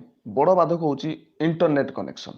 ହଠାତ୍ ଯଦି ଇଣ୍ଟରନେଟ୍ କନେକ୍ସନ ପଳେଇଯାଏ କିମ୍ବା ଯେଉଁ କରେଣ୍ଟ ଚାଲିଯାଏ ବା ଆମକୁ କିଛି ବର୍ଷା ପବନ ପଳେଇ ଆସେ, ତ ଏଇ ଆମକୁ ବାଧକ ସୃଷ୍ଟି ହେବ। ତ ଏଇ ବାଧକ ସୃଷ୍ଟି ହେବାରେ ହିଁ ଆମେ ସାମୂହିକ ଭାବରେ ଆମେ ଚାହୁଁଥିଲେ ଏଇ ଜିନିଷଟା ହଉ, ଅନଲାଇନରେ କ୍ଲାସ ଚାଲିଛି, ଭାରି ଭଲ ଲାଗୁଛି, ଆମେ ପଢୁଛୁ। ଏଇ ସମୟରେ ଏହା ଗୋଟେ ନିଷ୍ଠୁର ନିଷ୍ପତ୍ତି ହେବ ବା ନିଷ୍ଠୁର କଥା ହେବ ଯଦି ସରିଯାଏ, ସମସ୍ତଙ୍କର ନେଟ୍ ଚାଲିଯାଏ ଅବା ତାଙ୍କର ମୋବାଇଲରେ ଚାର୍ଜ ସରିଯାଏ। ଏଇପାଇଁ ନିଷ୍ଠୁର ହେବ। ଏହାକୁ ଛାଡ଼ିକି ନିଷ୍ଠୁର ଅନେକ ଅର୍ଥରେ ବ୍ୟବହାର ହେଇପାରିବ। ମୁଁ ତୁମକୁ ସହଜରେ ବୁଝାଇବା ପାଇଁ ଏଇ ଉଦାହରଣଟି ନେଲି। କିନ୍ତୁ ନିଷ୍ଠୁର କହିଲେ ଅନେକ କଥା ହେଇପାରିବ। ଜଣେ ଜଣକୁ ହତ୍ୟା କରିବା ବି ନିଷ୍ଠୁର ହେଇପାରେ, କିନ୍ତୁ ପୁଣି ଦେଖିଲେ କାହା ପାଇଁ ନିଷ୍ଠୁର ହେଇନପାରେ। ତ ଆମେ ଅନେକ ସମୟ ତ ହତ୍ୟା କରୁଛନ୍ତି। ଯିଏ ଆତଙ୍କବାଦୀ, ଯିଏ ଟେରରିଷ୍ଟ, ସେ ଯେତେବେଳେ ହତ୍ୟା କରୁଛନ୍ତି ଲୋକଙ୍କୁ, ସେ ଏହାକୁ ନିଷ୍ଠୁର କାର୍ଯ୍ୟ ଭାବନ୍ତି ନାହିଁ, ସେ ଏହାକୁ କୌଣସି ଭଲ କାର୍ଯ୍ୟ ବା ଭାବନ୍ତି, କାରଣ ତାଙ୍କର ସେଇଟା କାର୍ଯ୍ୟ ହେଇଛି। ଯେହେତୁ ସେଗୁଡ଼ିକ ଆମ ଆଖିରେ ନିଷ୍ଠୁରତା, ବର୍ବରତା। ସେମିତି ବ୍ୟକ୍ତି ବିଶେଷ ଅନୁଯାୟୀ ନିଷ୍ଠୁରତାର ସଂଜ୍ଞା ଭିନ୍ନ ହୋଇଥାଏ। କିଏ କେତେବେଳେ ନିଷ୍ଠୁର ସେଇଟା ଆମେ ଆମ ଦୃଷ୍ଟିରୁ କହିପାରିବା। ହୁଏତ ମୋତେ ଯଦି ପଚରାଯାଏ ମୋ ପାଇଁ କ'ଣ ନିଷ୍ଠୁର, ମୁଁ କହିବି ନିରୀହ ପକ୍ଷୀମାନଙ୍କୁ ହତ୍ୟା କରିବା ନିଷ୍ଠୁରତା, ଦରିଦ୍ର ଲୋକମାନଙ୍କୁ ବାଡ଼େଇବା ନିଷ୍ଠୁରତା, ଜଣେ ନିର୍ଦ୍ଦୋଷୀ ତାକୁ ପିଟିବା ତାହା ବି ନିଷ୍ଠୁରତା, ଜଣେ ପିଲା ଦୋଷ କରେ ନାହିଁ ତାକୁ ଶିକ୍ଷକ ବାଡ଼େଇବା ମଧ୍ୟ ନିଷ୍ଠୁରତା। ନିଷ୍ଠୁର ଭିତରେ ଅନେକ ଅର୍ଥ ଆସୁଛି। ଏଇଭଳି ଭାବରେ ଯଦି ଗୋଟେ କୁକୁର ବାହାରେ ଶୋଇଛି, ସେ ତୁମର କିଛି କ୍ଷତି କରୁନାହିଁ, ତଥାପି ଆମେ ତାକୁ ବହୁତ ଜୋରରେ ପାହାରେ ପିଟି ଦେଉଛନ୍ତି, ବା ବହୁତ ସମୟରେ ଦେଖିଥିବ ଲୋକମାନେ ଗରମ ତେଲ ବା ଗରମ ପାଣି ତାଙ୍କ ଉପରେ ଫୋପାଡ଼ି ଦେଉଛନ୍ତି, ସେ ବହୁତ କଷ୍ଟ ପାଉଛନ୍ତି, ତାହା ମଧ୍ୟ ନିଷ୍ଠୁରତା। ନିଷ୍ଠୁରତା ବ୍ୟକ୍ତି ବିଶେଷ କ୍ଷେତ୍ରରେ ଭିନ୍ନ ଭିନ୍ନ ହୋଇଥାଏ। ଯିଏ ଯେମିତି ଯାହାକୁ ନିଜର ଉଚିତ କର୍ମ ମନେ କରେ, ତାର ବିପରୀତ ହିଁ ନିଷ୍ଠୁରତା। ସେଇ ନିଷ୍ଠୁରତାକୁ ସମସ୍ତେ ସହ୍ୟ କରିପାରିଲେ ନାହିଁ। ଯେଉଁ ନିଷ୍ଠୁର ବର ସେ ମାଗିଦେଲେ, ଗୋଟିଏ ବର ଏଇ ଯେ କ'ଣ ସେ ବର? ଆଚ୍ଛା, ଏଇଠି ତୁମକୁ ଏତେ କଥା କହିଲା ପରେ ତୁମେ ଏହା ବୁଝିବା ଦରକାର, ନିଷ୍ଠୁର ଏଇଠି କାହା ପାଇଁ ହେଲା? ନିଷ୍ଠୁର ଏଇଟା ହେଉଛି କୈକେୟୀଙ୍କ ପାଇଁ ନୁହେଁ, କାହିଁକିନା କୈକେୟୀ ଏଇଟା ଖୁସିରେ ମାଗିଛନ୍ତି, ତାଙ୍କ ପାଇଁ ଏଇଟା ନିଷ୍ଠୁର ବର ନଥିଲା, ମନ୍ଥରାଙ୍କ ପାଇଁ ନିଷ୍ଠୁର ବର ନଥିଲା, କିନ୍ତୁ ନିଷ୍ଠୁର ଥିଲା ପ୍ରଜାମାନଙ୍କ ପାଇଁ, ତାଙ୍କର ରାମଙ୍କର ଭାଇମାନଙ୍କ ପାଇଁ, ରାମଙ୍କ ପାଇଁ, ତାଙ୍କର ବାପା ଦଶରଥଙ୍କ ପାଇଁ, ଏମାନଙ୍କ ପାଇଁ ନିଷ୍ଠୁର ଥିଲା। ଏବେ ସେଇଥିପାଇଁ କହିଲି, ନିଜ ଚାହୁଁଥିବା କାର୍ଯ୍ୟର ବିପରୀତ ହେଲେ, ଦଶରଥ ବା ଏମାନେ ସମସ୍ତେ ଯାହା ଚାହୁଁଥିଲେ ତାଙ୍କର ବିପରୀତ କିଛି ହେଇଛି, ସେଥିପାଇଁ ନିଷ୍ଠୁରତା କୁହାଯାଇଛି। କ'ଣ ହେଇଛି ଆମେ ଜାଣିବା। ଗୋଟିଏ ବର ମାଗିଲେ ଏହି ଯେ ଭରତ ରାଜା ହୁଅନ୍ତୁ। କୈକେୟୀଙ୍କର ପୁତ୍ର ହେଉଛନ୍ତି ଭରତ, ତେଣୁ ସିଏ ଚାହୁଁଥିଲେ ଭରତ ରାଜା ହେବା ପାଇଁ, କାରଣ ସମସ୍ତଙ୍କର ଈର୍ଷା ଭିତରେ ଥାଏ, ସମସ୍ତଙ୍କର ଲୋଭ ଭିତରେ ଥାଏ, କଦାଚିତ ଏହା ଏହି ଇଚ୍ଛାର ପରିପୂର୍ତ୍ତି ନିମନ୍ତେ ବାହାରକୁ ବାହାରି ଆସେ, ପଦାକୁ ବାହାରି ଆସେ। ସେତେବେଳେ ଏହା ଉତ୍କଟ ରୂପ ଧାରଣ କରେ। ଲୋଭ ସବୁବେଳେ ଉତ୍କଟତାକୁ ଟାଣି ଆଣେ, ସବୁବେଳେ ଲୋଭ ବିଧ୍ୱଂସକୁ ଟାଣି ଆଣେ। ଆମେ ଯଦି ଅଧିକା ଲୋଭ କରିବା, ନିଶ୍ଚିତ ଭାବରେ ବିଧ୍ୱଂସମୁଖୀ ହେବା। ଆମ ପାଖରେ ମୁଁ ଅନେକ ଥର ଗଛ ବିଷୟରେ କହିଛି, ଯେତେବେଳେ ଆମେ ଲୋଭରେ ପଡ଼ିକି ସବୁ ଅନେକ ଗଛକୁ କାଟି ପକାଉଛନ୍ତି କୌଣସି କାରଣ ପାଇଁ, ଆମର କାମରେ ଲାଗୁଛି, ଆମେ ଜାଣୁଛନ୍ତି, ସାଇନ୍ସ କହୁଛି, ଆମେ ନିଜେ ବି ଜାଣୁଛନ୍ତି, ଭବିଷ୍ୟତରେ ଏ ପୃଥିବୀ ଦିନେ ମଶାଣୀର ପୃଥିବୀ ହେବାକୁ ଯାଉଛି। ଭବିଷ୍ୟତରେ ଏହା ଏକ ଲଙ୍ଗ ଟର୍ମ ପିରିୟଡ଼ ନେଇ ଏକ ଦୀର୍ଘ ସମୟର ବ୍ୟବଧାନ ପରେ ହେଇପାରେ, ଆମେ ହୁଏତ ନଥିବା, ହେଲେ ଏହା ନିଶ୍ଚିତ ସତ୍ୟ। ଦିନେ ନା ଦିନେ ଯେତେବେଳେ ସବୁ ଗଛ ପୃଥିବୀରୁ ଧ୍ୱଂସ ପାଇଯିବ, ଲୋକମାନେ କେବଳ ଲୋକ ରହିଥିବେ, ସେତେବେଳେ ନିଶ୍ଚିତ ଭାବରେ ଆମ ଜୀବନ ଧାରଣର ପର୍ଯ୍ୟାୟ ବଦଳି ଯାଇଥିବ ବା ଆମେ ସମସ୍ତେ ମରିଯାଇଥିବା। ଏଇ ଲୋଭ ହିଁ ପରମାଣୁ, ଗୋଟେ ଦେଶ ଆଉ ଗୋଟେ ଦେଶକୁ ପରମାଣୁ ପକାଇବା ପାଇଁ ଚେଷ୍ଟା କରୁଛି। ହିରୋସୀମା ନାଗାସାକି ଉପରେ ଯେଉଁ ପରମାଣୁ ବୋମା ପକାଇଥିଲା ଆମେରିକା, ଜାଣିଥିବ ସେ କଥା ସବୁ। ଏହା ମଧ୍ୟ ଏକ ପ୍ରକାର ଲୋଭ ଥିଲା, ଜଣକୁ ହରାଇବାର ଲୋଭ, ଜଣଙ୍କ ପାଖରେ ପ୍ରାଧାନ୍ୟତା ବିସ୍ତାର କରିବାର ଲୋଭ। ସେ ଯେଉଁ ପରମାଣୁ ବୋମା ଦୁଇଟାର ନାମ କ'ଣ ଥିଲା? ଫ୍ୟାଟ୍ ମ୍ୟାନ୍, ଲିଟିଲ୍ ବୟ, ମନେ ରଖିବ। ଭରତ ରାଜା ହୁଅନ୍ତୁ, ପ୍ରଥମ ମାଗିଲେ ଭରତ ରାଜା ହୁଅନ୍ତୁ, ଅର୍ଥାତ୍ ତାଙ୍କ ପୁଅ ରାଜା ହେବେ। ସେ କେବେ ରାମଙ୍କର ରାଜା ହେବାରେ ଖୁସି ନଥିଲେ। ଅପର ବର ମାଗିଲେ, ଅପର ମାନେ ଅନ୍ୟ। ଅପର ବର ଏହି ଯେ ରାମ 14 ବର୍ଷ ନିମିତ୍ତ ବନକୁ ନିର୍ବାସିତ ହୁଅନ୍ତୁ। ରାମ 14 ହେଉଛି 14 ବର୍ଷ ପାଇଁ ବନକୁ ମାନେ ବଣକୁ ନିର୍ବାସିତ ମାନେ ନିର୍ବାସନ ହେଇଯିବା, ପରିତ୍ୟାଗ କରିବା, ଚାଲିଯିବା, ଛାଡ଼ିଯିବା, ବାହାର କରିଦିଆଯିବା। ନିର୍ବାସନ ଅର୍ଥାତ୍ ବାସନରୁ ବା ବାସ କରିବାର ଅତ୍ୟଧିକ ତାକୁ ଲଗାଯାଇଛି, ଏଠି ଅତିଶୟୋକ୍ତି ଅର୍ଥରେ ହେଇଛି। ଯେତେବେଳେ ବାସ କରିବାରୁ ଯାହାକୁ ବିଚ୍ଛିନ୍ନ କରାଯାଏ ତାକୁ ନିର୍ବାସନ କୁହାଯାଏ। ଏଠି ନିଜ ବାସସ୍ଥାନରୁ ତାଙ୍କୁ ବିଚ୍ଛିନ୍ନ କରାଯାଉଛି। ଦଶରଥ ଅତ୍ୟନ୍ତ ସତ୍ୟପରାୟଣ ଥିଲେ। ସେ ସତ୍ୟପରାୟଣ, ସେ ସତ୍ୟକୁ ମାନନ୍ତି। ସତ୍ୟପରାୟଣ ଅର୍ଥାତ୍ ଯିଏ ସତ୍ୟ କରିକି କଥା ରଖେ, ଯିଏ କଥା ଦେଇ କଥା ରଖେ, ସେ କେବେ ସତ୍ୟ ଭଙ୍ଗ କରିନଥିଲେ। ସେ ତାଙ୍କ ଜୀବନରେ କେବେ ସତ୍ୟ ଭଙ୍ଗ କରିନଥିଲେ। ସେ ପୂର୍ବେ 2ଟି ବର ଦେବେ ବୋଲି ଅଙ୍ଗୀକାର କରିଥିଲେ, ବର୍ତ୍ତମାନ ତାହା ଲଙ୍ଘନ କରି ନପାରିଲେ। ଯେହେତୁ ପୂର୍ବେ କଥା ଦେଇଥିଲେ, ଏବେ ତାହାକୁ ଅମାନ୍ୟ କରିପାରିଲେ ନାହିଁ, ଲଙ୍ଘନ କରିପାରିଲେ ନାହିଁ। ଅମାନ୍ୟ, ଲଙ୍ଘନ ମାନେ ଅମାନ୍ୟ, ନ ମାନିବା। ସୁତରାଂ ତେଣୁ ରାମଙ୍କୁ ବନ ଗମନ କରିବାକୁ ହେଲା। ରାମ ବନକୁ ଯିବା ସ୍ଥିର ହେଲା। राज्यर समस्त लोक यही संवाद में हाहाकार करने लगे।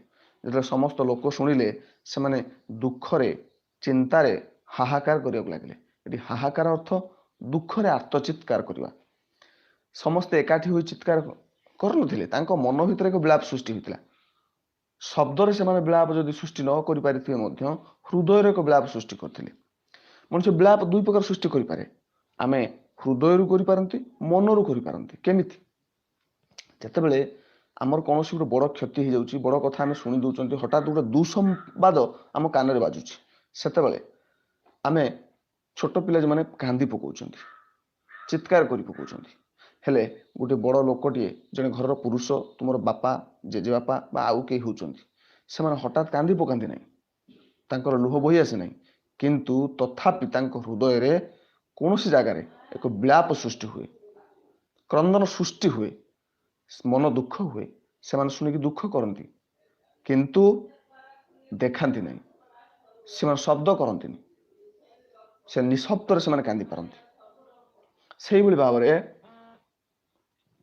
राज्यर समस्त लोक हाहाकार करने लगे और घरे घरे क्रंदन रोल उठा। एठी प्रत्येक घरे घरे क्रंदन रोल उठा, अर्थात समस्ते कांदी लगे रोल कर।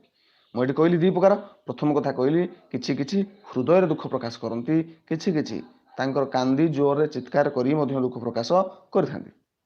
राम मिथिला राज्यर अधिपति जनक कन्या परमा सुंदरी सर्वगुणालंकृता सीता को विवाह करते। राम क्या बह करते? मिथिला बोली गोटे राज्य था, ये राज्य हूँ रामकर अयोध्या, से मिथिला। मिथिला राज्यर अधिपति अर्थात राजा जी कि मुख्य जनक नाम था, तांकर कन्या माने झी परमा सुंदरी। आम पुरुष क्षेत्र परम लगे पार, एठी लगा जाइए परमा स्त्रीलिंग अर्थ परमा सुंदरी सर्वगुणा अलंकृता, या संधि होती भांगी पार आम सर्वगुण अलंकृता। सर्व है सबू, गुण है जानते आम विभिन्न सुगुण भल गुण आम भर प्रकृति, अलंकृता अलंकृता अलंकार अलंकार दि जाइए जमीती कि आम मनीष स्त्री लोक मैंने हूँ पुरुष लोक मैंने हूँ समस्ते अलंकार कहीं लगे था। आम विभिन्न अलंकार सब अर्णामेंट सब पिंधा ज्वेलरी, से अलंकार पिंधा द्वारा आम सौंदर्य को आम बहुगुणित करें आम से अलंकार परिधान करते। एठी कौन कहते ना, एठी अलंकार सीतांकर कौन थिला ना सबु प्रकार गुण थिला, सर्वगुण अलंकृत होते सी भल गुण सब जानव जे रामको भली रामको भली तेज निश्चित भाव में सीतांकर अनेक भल गुण थिला, से सबु प्रकार गुण, से जड़े भल पत्नी हो पार गुण थिला, से जड़े भल बोहू हो पार गुण थिला, से जड़े भल झील हो पार गुण थिला, सुंदरी थिले, सबु कथा बुझी पारुथिले इत्यादि इत्यादि। सीता से विवाह करते। राम वन जीवे शुणी सीता और लक्ष्मण तांको संग जावाई प्रार्थना कले। जो राम बाहर से राम ये बर थिला जो कैकेयी मागी किंतु से आपे आपे सीता एवं लक्ष्मण दुई जन सहित जीवाई बाहर पड़े। से बारंबार बारण कले हैं, राम एपाई बहुत बारण करते, बारण करने मना करवा से संगे वन को प्रस्थान कले। शेष में समस्ते प्रस्थान कले। प्रस्थान करिया माने एक्जिट पलि जावा, दूरे जावा, ताकू प्रस्थान कह जाए। प्रस्थान जदि विपरीत कह जाए प्रवेश, एंटर प्रवेश करवा, प्रस्थान करवा, एंटर एक्जिट। प्रियतम पुत्र रामंकर वनवास कष्ट कथा भाली भाली दशरथ प्राणत्याग कले। प्रियतम, प्रियतम कौन? प्रिय है निजर अति स्नेहर जहाँ को अधिक भल पाती। प्रियतर दुई जन ठार अधिक जगह भल पाती। प्रियतम जहाँ को अनेक भल पाती ता प्रियतम। जमीक आम इंग्राजी में पढ़ी गुड बेटर बेस्ट। गुड कहले आम भल बुझा, बेटर कहले दुई जन भितर भल बुझा, बेस्ट कहले सबुठार भल बुझा। यही अर्थ में ग्रेट ग्रेटर ग्रेटेस्ट ये सब आम पढ़ी। तो से भाव में एठी प्रियतम अर्थात समस्त जहाँ से प्रिय भावुले। पुत्र रामंकर वनवास कष्ट कथा भाली भाली, भाली भाली अर्थात चिंता करी भालीबा चिंता करवा। दशरथ प्राण त्याग कले। प्राण हूँ जीवन, त्याग करवा अर्थात छाड़देवा। प्राण त्याग को आम अन्य अर्थ कौन कह मरीजा। ଆର ପାରିକୁ ଚାଲିଯିବା, ଇହଧାମ ତ୍ୟାଗ କରିବା, ଏମିତି ବିଭିନ୍ନ ତାର ପ୍ରତିଶବ୍ଦ ବା ତା ବଦଳରେ ଆମେ ବିଭିନ୍ନ କଥା କହିପାରିବା। ଜୀବନ ପ୍ରଦୀପ ଲିଭିଯିବା, ଏମିତି ସବୁ କହିହବ। ଆର ପାରିକୁ ଚାଲିଯିବା କହିହବ। ଭରତ ଏ ସମୟରେ ମାତୁଳାଳୟରେ ଥିଲେ। ଭରତ ଏ ସମୟରେ କୋଉଠି ଥିଲେ? ମାତୁଳାଳୟର ସନ୍ଧି ହେଇଛି ମାତୁଳ ଯୁକ୍ତ ଆଳୟ। ମାତୁଳ ହେଉଛନ୍ତି ମାମୁଁ ଏବଂ ଆଳୟ ହେଉଛି ଗୃହ। ଆମେ ଯେମିତି କକ୍ଷ କହିଥାନ୍ତି, ସବୁବେଳେ ସ୍କୁଲର କାନ୍ଥରେ ଉପରେ ଦେଖିବ ଦ୍ୱାର ଉପରେ ଲେଖାଯାଇଥିବ ଶିବାଜୀ କକ୍ଷ, ଲେଖାଯାଇଥିବ ଗୋପବନ୍ଧୁ କକ୍ଷ। ସେଇଭଳି କକ୍ଷ ଯେମିତି ଘର, ସେମିତି ଆଳୟ ମଧ୍ୟ କୁହାଯାଏ, ତାକୁ ନିଳୟ ମଧ୍ୟ କୁହାଯାଏ। ଏଠି ମାତୁଳ ଆଳୟ, ମାତୁଳ ଆଳୟ ଯେମିତିକି ବିଦ୍ୟାଳୟ, ବିଦ୍ୟାଳୟ ଭିତରେ ଆଳୟ ଅଛି, ବିଦ୍ୟାଯୁକ୍ତ ଆଳୟ ବିଦ୍ୟାଳୟ। ଦେବାଳୟ, ଦେବଯୁକ୍ତ ଆଳୟ ଦେବାଳୟ। ମନ୍ଦିର ମାନଙ୍କୁ ଦେବାଳୟ କୁହାଯାଏ, ଯୋଉଠି ଦେବତା ମାନେ ଅବସ୍ଥାନ କରନ୍ତି ଦେବାଳୟ। ଯୋଉଠି ବିଦ୍ୟାର ଭଣ୍ଡାର ଥାଏ ବା ଯୋଉଠି ବିଦ୍ୟା ବଣ୍ଟା ଯାଉଥାଏ ତାକୁ ବିଦ୍ୟାଳୟ କୁହାଯାଏ, ବିଦ୍ୟାର ଆଳୟ। ଏଠି ହେଉଛି ମାତୁଳାଳୟ, ଯୋଉଠି ମାତୁଳ ଅଛନ୍ତି ବା ମାମୁଁଙ୍କର ଘର। ରାମଙ୍କର ବନବାସ ସମ୍ବାଦ ପାଇ ସେ ଅଯୋଧ୍ୟାକୁ ଆସି ଦେଖିଲେ ଯେ ଗଭୀର ଶୋକର ଛାୟା ଅଯୋଧ୍ୟାକୁ ଅନ୍ଧକାରମୟ କରି ରଖିଛି। ସେ ଆସି ପହଞ୍ଚି ଦେଖିଲେ ଅନ୍ଧକାରମୟ କରି ରଖିଛି, ଗଭୀର ଶୋକର ଛାୟା, ଦୁଃଖର ଛାୟା। ବ୍ୟଥିତ ଚିତ୍ତରେ ଭରତ ରାମଙ୍କୁ ଗୃହକୁ ଲେଉଟାଇ ଆଣିବା ନିମନ୍ତେ ବନକୁ ଗମନ କଲେ। ବ୍ୟଥିତ ଚିତ୍ତ ମାନେ ଅଧିକ କଷ୍ଟ ଦୁଃଖ ଅନୁଭବ କରି ଭରତ, କାହିଁକିନା ଭରତ ଭଲ ପାଉଥିଲେ ରାମକୁ, ସେ କେବେ ଚାହୁଁନଥିଲେ ଏମିତି ରାମ ପଳେଇ ଯାଆନ୍ତୁ ଏବଂ ମୁଁ ରାଜା ହେଇଯାଏ। ସେ ଗୃହକୁ ମାନେ ଘରକୁ ଲେଉଟାଇ ଆଣିବା ପାଇଁ, ପୁଣି ଫେରାଇ ଆଣିବା ପାଇଁ ନିମନ୍ତେ ବନକୁ ଗମନ କଲେ। ବନକୁ ସେ ଗଲେ, ଚିତ୍ରକୂଟ ପର୍ବତରେ ଉପସ୍ଥିତ ହେଲେ। ଚିତ୍ରକୂଟ ଏକ ପର୍ବତର ନାମ, ନାମବାଚକ ବିଶେଷ ଚିତ୍ରକୂଟ। ପର୍ବତରେ ଉପସ୍ଥିତ ହୋଇ ଭରତ ଦେଖିଲେ ଯେ ରାମ ସେଠାରେ ରାଜାବେଶ ତ୍ୟାଗ କରି ଋଷି କୁମାର ମାନଙ୍କ ପରି ଦିନ ଭାବରେ ଜୀବନଯାପନ କରୁଛନ୍ତି। ସେଠି ଯାଇ ଦେଖିଲେ ରାମ ଆଉ ରାଜା ଭଳି ଦେଖାଯାଉନାହାନ୍ତି। ରାତି ପାଇଥିଲେ ରାଜା ହେଇଥାନ୍ତେ, କିନ୍ତୁ ଦେଖ ଭାଗ୍ୟର ଖେଳ, ସେ ଯାଇକି ବର୍ତ୍ତମାନ ବନରେ ରହୁଛନ୍ତି। ପୁଣି କେମିତି ନା ରାଜାଙ୍କର ଭଳି ଅଳଙ୍କାର ଆଭୂଷିତ ତାଙ୍କର ବେଶ ନଥିଲା, ସେ ଥିଲା ଜଣେ ସାଧୁ କୁମାର ବା ଋଷି କୁମାରଙ୍କ ଭଳି। ଋଷି କୁମାର କ'ଣ? ସାଧାରଣତଃ ଋଷିମାନେ, ସନ୍ନ୍ୟାସୀମାନେ ସବୁ ଜୀବନର ବିଳାସ ବ୍ୟସନକୁ ତ୍ୟାଗ କରି ସେମାନେ ସେଣ୍ଟ ମାରନ୍ତି, ପକାନ୍ତି। ଆମେ ଯେମିତି ପକାଉଛନ୍ତି ସକାଳେ ସବୁ ବାସିବା ପାଇଁ, ଆମେ ପାଉଡର ଲଗେଇ ଦେଉଛନ୍ତି ସବୁ ସୁନ୍ଦର ଲାଗିବା ପାଇଁ, ଆମେ କ୍ରିମ୍ ସବୁ ବିଭିନ୍ନ ମାରି ଦେଉଛନ୍ତି, ଆମେ କେଶ ବିନ୍ୟାସ କରୁଛନ୍ତି, ବିଭିନ୍ନ ଡିଜାଇନ କରିକି ଷ୍ଟାଇଲ କରିକି ସବୁ କେଶ ଏମିତି ବିନ୍ୟାସ କରୁଛନ୍ତି। କେଶ ସବୁ ଆମେ କରୁନାହାନ୍ତି, ବିଭିନ୍ନ ଉଭିଙ୍ଗ ଷ୍ଟାଇଲ ସବୁ କରୁଛନ୍ତି, ଏମିତି ବୁଲି ବୁଲିକି ଆସିଥିବ, କେମିତି ତଳକୁ ଯାଇଥିବ, ଏମିତି ସବୁ ବିଭିନ୍ନ ପ୍ରକାର କରୁଛନ୍ତି। ବିଭିନ୍ନ ଜିନିଷ ସବୁ ଆମେ ଲଗାଉଛନ୍ତି ମୁଣ୍ଡରେ, ଝିଅ ପିଲାମାନେ ବିଶେଷ କରି। ତ ଏଇସବୁ ଯେଉଁ ଆମେ ବିନ୍ୟାସ କରୁଛନ୍ତି, ଆମେ ଟିକେ ସୁନ୍ଦର ଦେଖିବା ପାଇଁ, ଏସବୁ ପରିତ୍ୟାଗ କରିକି ସନ୍ନ୍ୟାସୀମାନେ ନିଜର ବିଳାସ ଜୀବନ ତ୍ୟାଗ କରି ସେମାନେ ନିରାଡମ୍ବର ଜୀବନ ଯାପନ କରନ୍ତି, ସରଳ ଜୀବନ ଯାପନ କରନ୍ତି। ଅର୍ଥାତ୍ କେବଳ ସେଇ ଯେଉଁ ତାଙ୍କର ସାଧା କପଡ଼ାଟିଏ ପିନ୍ଧନ୍ତି, ଆଉ କ'ଣ କରନ୍ତି ନା ଚୁଟି କୁଣ୍ଡାନ୍ତିନି, ସେମିତି ଜଟା ହେଇଯାଏ ବା ଛାଡ଼ି ଦିଅନ୍ତି, ଏତିକି ହିଁ ତାଙ୍କର। ଆଉ ତାଙ୍କ ପାଖରେ କିଛି ନଥାଏ, ସେ ଶୋଇବା ପାଇଁ ତଳେ ହିଁ ଶୟନ କରନ୍ତି ଭୂମି ଉପରେ, ଏବଂ ଖାଦ୍ୟରେ ମଧ୍ୟରେ ସେମାନେ ଫଳମୂଳ ଆହାର କରନ୍ତି ଇତ୍ୟାଦି। ଇଏ ବି ସେମିତି ରାଜା ମଧ୍ୟ, ରାମଚନ୍ଦ୍ର ମଧ୍ୟ ଋଷି କୁମାରଙ୍କ ଭଳି ବେଶ ଧରିଥିଲେ। ତ ବର୍ତ୍ତମାନ ସମୟ ହେଇଯାଇଛି, ବେଶ ସମୟ ଆଉ ହବନି, 23 ମିନିଟ୍ ହେଇଗଲା। ଅଧିକ ସମୟ ହେଲେ ମୋବାଇଲ ଗରମ ହେଇଯାଉଛି ଲାଇଭ କ୍ଲାସ୍ ହେଲେ। ବର୍ତ୍ତମାନ ଏଇଠି ଆମେ ରଖିଦେବା। ନେକ୍ସଟ ଆମେ ପୁଣି ଆହୁରି ଗୋଟେ କ୍ଲାସ୍, କିମ୍ବା ଗୋଟେ କ୍ଲାସ୍ କେବେ ହବନି, ଅଧିକ କ୍ଲାସ୍ ହବ, ଗୋଟେରୁ ଦୁଇଟା କ୍ଲାସ୍ ହବ, ପୁଣି ଆମେ ପଢ଼େଇବା। ଆଶା କରୁଛି ସମସ୍ତେ ବୁଝିପାରିଥିବେ। ଯଦି ସମସ୍ତେ ବୁଝିପାରିଥିବ, ନିଶ୍ଚିତ ଭାବରେ ସମସ୍ତେ ଲେଖିବ ହଁ ଆମେ ବୁଝିପାରୁଛୁ, ଏକ୍ସପ୍ଲେନେସନ୍ ଭଲ ହେଉଛି ବା ଆହୁରି ଭଲ କରିବା ପାଇଁ ଦରକାର। ଯଦି ଆହୁରି ମଧ୍ୟ କହିବ ଯେ ନା ସାର୍ ଆହୁରି ଆମେ ସରଳ କରିକି ବୁଝିବା ପାଇଁ ଚାହୁଁଛୁ, ମୁଁ ମଧ୍ୟ ଆହୁରି ତୁମକୁ ସରଳ କରିକି ବୁଝିବା ପାଇଁ ଚେଷ୍ଟା କରିବି, କାରଣ ଆମର ମୁଖ୍ୟ ଉଦ୍ଦେଶ୍ୟ ହେଉଛି ତୁମ ପାଖରେ ପାଠଟାକୁ ପହଞ୍ଚିବା, ତୁମ ପାଖରେ ବୁଝେଇବା। ତୁମେ ଯଦି ନ ବୁଝିପାରିବ, ମୁଁ ଯଦି କେବଳ ଗପ ଭଳି କହିଯିବି, ତାହା ବି କିଛି ମୂଲ୍ୟ ହେବ ନାହିଁ। ଆଶା କର ସମସ୍ତେ ବୁଝିପାରୁଥିବେ, ଏବଂ ଯଦି ସମସ୍ତେ ବୁଝିପାରୁଛୁ ତାହେଲେ କମେଣ୍ଟ ବକ୍ସରେ ଲେଖ। ଆଉ এই ଭିଡ଼ିଓକୁ ବାରମ୍ବାର ଦେଖିବ, ଯଦି ମନେ ନ ପଡ଼ିବ ପୁଣି ଆଉ ଥରେ ଦେଖିବ। ଭିଡ଼ିଓକୁ ଦେଖିବା ଦ୍ୱାରା ତୁମର ହିଁ ନିଜର ସ୍ୱ ପ୍ରାକ୍ଟିସ୍ ହେଇଯିବ। ଏବଂ ଏହା ସହିତ କିଛି ଶବ୍ଦକୁ ମଧ୍ୟ ମୁଁ ତାର ଅର୍ଥ କହିଦେଇଛି, ବିପରୀତ ଶବ୍ଦ କହିଦେଇଛି। ତୁମର ହୋମୱାର୍କ ହେଉଛି ଯେତିକି ଆଜି ପଢ଼େଇଲି ସେତିକି ଭିତରୁ କିଛି କଷ୍ଟ ଶବ୍ଦ ବାହାର କରିବ, ଯେଉଁଗୁଡ଼ାକ ମୁଁ କହିଯାଇଛି ପଢ଼େଇଲା ଭିତରେ କହିଛି। ତୁମେ ଚାହିଁଲେ ଆଉ ଥରେ ଦେଖିକି ଜାଣିପାରିବ। ସେଇ ଶବ୍ଦ ଗୁଡ଼ିକ, ବିପରୀତ ଶବ୍ଦ ମୁଁ ଯେଉଁ କହିଲି, ତୁମେ ରାଇଟ୍ ଡାଉନ୍ କରିକି ନୋଟ୍ ଡାଉନ୍ କରି ରଖିବ, ଲେଖିକି ଖାତାରେ, ତୁମ ଖାତାରେ ସେଇ ଶବ୍ଦର ବିପରୀତ ଶବ୍ଦ, ସେଇ ଶବ୍ଦର ଅର୍ଥ, ସେଇ ଶବ୍ଦର ଯଦି ପ୍ରତିଶବ୍ଦ ଥାଏ କିଛି, ସବୁ ଶବ୍ଦର ପ୍ରତିଶବ୍ଦ କିମ୍ବା ବିପରୀତ ଶବ୍ଦ ଥିବ ବୋଲି କିଛି ମାନେ ନାହିଁ। ଯଦି ଥାଏ, ତୁମେ ଅନୁଭବ କରୁଛ ଯେ ଏଇଥିରେ ପ୍ରତିଶବ୍ଦ ଅଛି, ତାକୁ ତୁମେ ଲେଖିବ, ଲେଖିକି ରଖିବ। ଯଦି ଆହୁରି ସମୟ ହୁଏ ତାହେଲେ ନିଶ୍ଚିତ ଭାବରେ ଆହୁରି ଅଧିକ ପ୍ରାକ୍ଟିସ୍ କରିବ। ଧନ୍ୟବାଦ।